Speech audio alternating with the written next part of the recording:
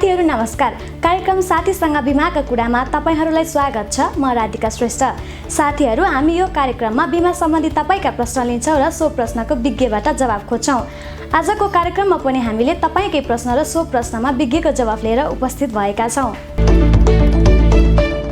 साथी प्रमिला श्रेष्ठ धादिङबाट सोध्नुहुन्छ, बिमाबाट पनि ऋण लिन पाइन्छ भन्ने सुनेको छु, के यो सत्य हो? ब्याज कति पर्छ? धितो राख्नु पर्छ कि पर्दैन? वा बिमाबाट ऋण लिन त्यहाँ बिमा गर्नु नै पर्ने हो? कृपया बताइदिनु होला। साथी प्रमिलाजी, तपाईको यो प्रश्न हामीले बिमा विज्ञ डाक्टर निरञ्जन रिजाल समक्ष राखेका छौं। हेरौं साथी प्रमिलाजीको प्रश्नमा डाक्टर रिजालको जवाफ। साथी प्रमिलाजी, तपाईको क्वेशन जुन छ कि बिमाबाट ऋण पाउँछ भन्ने मैले सुनेको छु, मतलब तपाईले सुन्नुभएको कुरा एकदम सही छ र पाउँछ भने सर कसरी पाउँछ, कति % ब्याज लाग्छ, यो सब चिज त्यसको बारेमा बताइदिनुको लागि भनेर जुन क्वेशन गर्नुभएको छ, त्यसको लागि म तपाईलाई यो आजको सेसनमा सम्पूर्ण साथीहरुको जानकारीको लागि यो सेसन हामी तयार गर्दैछौं साथीहरु। र जहाँसम्म बिमाबाट पाउने लोनको कुराकानी छ, तपाईले सोध्नु खोज्नु भएको र मैले भन्नु खोजेको कुरा पनि एउटै हो। र त्यो कुरा के हो भने साथीहरु, कि बिमा हामीले जब पोलिसी लिन्छौं, तपाईले पोलिसी लिनुहुन्छ, मैले पोलिसी लिन्छु भने जुन त्यो पोलिसीको लागि जुन प्रिमियम हामीले त्यहाँ जम्मा गरेर राखेको जुन प्रिमियम हुन्छ, राखेको प्रिमियम सर्टेन टाइमसम्म, मतलब जम्मा गरेको प्रिमियम सर्टेन टाइमसम्म हामी जम्मा गर्दै जान्छौं। र त्यो जम्मा गर्दै गर्ने बेलामा एउटा फ्यासिलिटी प्रोभाइड गरेका हुन्छन् जीवन बिमा कम्पनीहरूले। त्यो भनेको तपाईलाई लोनको फ्यासिलिटी, त्यो फ्यासिलिटी भनेको तपाईलाई ऋणको फ्यासिलिटी प्रदान गरिएको हुन्छ। पक्कै पनि तपाईले ऋण पाउनुहुन्छ। र तर ऋण पाउनको लागि अब हामीसँग यहाँ अहिले नेपालमा चलिराखेका दुईटा टाइपका पोलिसीहरू छन्। एउटालाई भन्छौँ हामी लिमिटेड पेमेन्ट प्लान र अर्को endowment plan. Limited payment plan र अर्को इन्डोमेन्ट प्लान। यदि तपाईले लिमिटेड पेमेन्ट प्लान लिनुभएको छ र पैसा एकैचोटि जम्मा गर्नुभएको छ, फर एक्जाम्पल तपाईले 1 करोडको पोलिसी लिनुभएको छ र एकैचोटि 40-45 लाख रुपैयाँ अथवा तपाईको जति प्रिमियम आउँछ त्यो एकैचोटि बुझाउनु भएको छ र पछि बुझाउनु नपर्ने गरेर तपाईले बुझाउनु भएको छ, त्यस्तो खालको प्लान छ भने तपाईले बिमा गरेको 1 वर्षपछि, राइट, बिमा गरेको 1 वर्षपछि त्यो पोलिसीलाई धितो राखेर तपाईले ऋण प्राप्त गर्न सक्नुहुन्छ। त्यो पोलिसीको धितो भनेको एउटा क्वेशन अलिकति जोडेको पनि छ कि सर धितो के राख्नुपर्छ, राइट, धितो के राख्ने, कोल्याटरल के राख्ने मैले लोन लिनको लागि इन्स्योरेन्स कम्पनीबाट। तपाईले कोल्याटरल केही पनि राख्नु पर्दैन। जुन तपाईको पोलिसी हुन्छ त्यही पोलिसीको बेसमा कम्पनीले तपाईलाई के गर्छ, ऋण प्रदान गर्छ, त्यही पनि within 1 hour normally, right. Normally 1 घण्टा, 1.5 घण्टा, 2 घण्टा अथवा त्यो 1 दिनको मात्रै काम हो। थोरै समयमा एकदम फास्ट हुन्छ इन्स्योरेन्सबाट लोन लिने।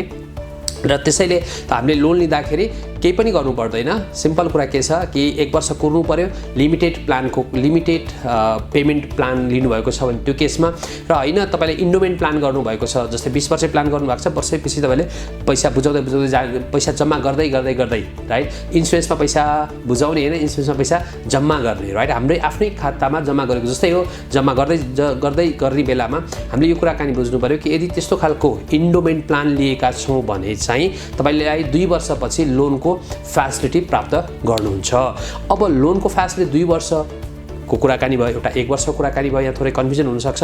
फेरि यो कुराको गलत अर्थ नजाओस् कि मैले बिमा गरेको 1 वर्षपछि लोन प्राप्त गर्छु, र त्यो पोलिसी हेरेर हुन्छ। लिमिटेड पेमेन्ट प्लान तपाईले लिनुभएको छ भने 1 वर्ष, र अन्य प्लानहरुको केसमा 2 वर्षपछि तपाईले लोन लिन सक्नुहुन्छ। अब यहाँ कुरा आउँछ ब्याज कति लिन्छ सर, राइट। इन्स्योरेन्सले ब्याज कति लिन्छ? इन्स्योरेन्सको ब्याज भनेको 9-10 अहिलेको रेट अनुसार जुन अहिले हामी भिडियो तयार गरिरहेका छौं 9-10% को रेट छ। कुनै कम्पनीको 9% छ, कुनै कम्पनीको 10% छ। त्यस्तै 1-2% तलमाथि हुन सक्छ। यसमा चाहिँ 9-10% को टेन्टेटिभ कुराकानी गरौँ। र बैंकको लोन भन्दा इन्स्योरेन्सबाट तपाईले निकाल्ने लोनको ब्याज दर, बैंकको ब्याज दर भन्दा इन्स्योरेन्स कम्पनीबाट लिएको लोनको ब्याज दर तपाईलाई के हुन्छ, पक्कै पनि कमी नै हुन्छ। कम ब्याज दरमा तपाईले पैसा चलाउन पाउनुहुन्छ। अब फेरि कतै साथीहरुलाई चाहिँ लाग्न सक्छ, सर मैले आफैले पैसा राख्ने, आफूले राखेको पैसाको मैले के गर्नु पर्यो, ब्याज तिर्नुपर्छ, यो त कहाँको, यो त मतलब अन्याय भयो हैन, राइट। त्यस्तो टाइपको कुराकानी नै हाम्रो दिमागमा आउन सक्छ। र यसको लागि जस्टिफिकेसन के छ यहाँनिर भने तपाईले आफ्नो जीवन बिमा गर्नुभएको छ, जीवन बिमाको कम्पनीले रिस्क कभर पनि गरिरहेको छ, र त्यो तपाईँले जुन जम्मा गर्नुभएको पैसा छ त्यो पैसा तपाईँलाई चलाउनको लागि नोमिनल ब्याज दरमा तपाईँलाई के पनि गरिरहेको छ कि त्यो पैसा चलाउनको लागि पनि दिइरहेको छ। यसलाई हामीले फ्यासिलिटीको रूपमा बुझ्नुपर्छ, न कि यो हामीलाई चाहिँ मतलब मेरो पैसाको मैले नै ब्याज तिर्नु पर्यो त्यस्तो टाइपबाट बुझ्ने होइन कि मतलब त्यो टाइममा पनि तपाईँले बिमा नगरेको भए त्यो पैसा तपाईँसँग हुन्थ्यो तर रिस्क कभर हुँदैन थियो। तर यहाँ रिस्क कभर पनि भइरहेको छ र तपाईँले तिर्नु भएको जुन पैसा छ अथवा जम्मा गर्नुभएको पैसा छ त्यो पैसा सर्टेन टाइमपछि आफैले पनि त्यसलाई युज गर्न अथवा रियुज गर्नको लागि त्यही पैसा पनि के हुन्छ तयार हुन्छ। त्यसैले फाइनेन्सियल टुलमध्ये एउटा टुल इन्सुरेन्सका धेरै डाइमेन्सन्सहरू छन् फ्रेन्ड्स, राइट? विभिन्न यसको आयामहरू छन्। त्यो सबै आयामहरूलाई हामीले केलाएर बुझेर गऱ्यौँ भने जब अप्ठ्यारो पर्छ, जब मतलब तपाईँको पैसाको आवश्यक पर्छ, त्यही इन्सुरेन्स पोलिसीलाई नै लिएर गएर त्यसकै जमानतको रूपमा तपाईँले अर्को मान्छे जमानी पनि बस्नु पर्दैन कि तपाईँ इन्डिभिजुअल गएर आफै गएर त्यो पोलिसीलाई लगेर जुन कम्पनीको बाट तपाईँले पोलिसी बनाउनु भएको छ त्यो कम्पनीको कुनै पनि ब्रान्चमा गएर तपाईँले त्यसको मतलब त्यो आफ्नो राखेको पैसाको लोन प्राप्त गर्न सक्नुहुन्छ। अब यहाँ क्वेसन आउँछ, अर्को एउटा छ थोरै जोडेको कुरा, त्यसलाई पनि यहाँ अलिक समराइज गरिहालौँ। सर लोन चाहिँ कति पाउँछौँ? फर इक्जाम्पल मैले 5 लाख रुपियाँ जम्मा गरेको छु भने मैले लोन कति पाउँछु? 5 लाख नै पाउँछु अथवा बढी पाउँछु, कम पाउँछु? That depends friends, right? त्यो डिपेन्ड गर्छ कि तपाईँले लोन कहिले निकाल्दै हुनुहुन्छ। सुरुकै 2 वर्षमै निकाल्दै हुनुहुन्छ अथवा 3 वर्ष, 4 वर्ष, 5 वर्ष, प्रत्येक वर्ष त्यहाँ पैसा तपाईँको जुन जम्मा हुँदै जाने बेलामा तपाईँले पाउने लोनको रेसियो पनि बढ्दै जान्छ, तथापि तपाईँले पाउने डिपोजिटको आधारमा नै हो, राइट? डिपोजिटको आधारमा नै हो। र पछि तपाईँको 1 वर्षपछि हुँदै गर्दाखेरि बोनस पनि थपिँदै जान्छ। त्यो सबैको एउटा भ्यालु क्यालकुलेट गरिन्छ त्यसमा, र त्यो क्यालकुलेट गरेको भ्यालु त्यसलाई हामी सरेन्डर भ्यालु भन्छौँ र त्यसको म्याक्सिमम 90% जहाँसम्म यहाँ 90% को कुराकानी छ। धेरै साथीहरूमा यो पनि कन्फ्युजन छ कि मैले जति पैसा राखेको छु त्यसको 90% भन्ने पनि थोरै मतलब तपाईँलाई कन्फ्युजन हुनसक्छ। त्यो कन्फ्युजनबाट तपाईँ क्लियर हुनुहोस् कि राखेको पैसाको 90% होइन अथवा तपाईँले जम्मा गरेको पैसाको 90% होइन। एउटा टाइमपछि तपाईँले जम्मा गरेको पैसा नै पनि बराबर पनि अथवा त्योभन्दा अलिक बढी पनि तपाईँलाई लोन प्राप्त हुनसक्छ। यसमा कुराकानी गरेको सरेन्डर भ्यालुको त्यसको एउटा टेक्निकल वेबाट त्यसलाई क्यालकुलेट गरिन्छ।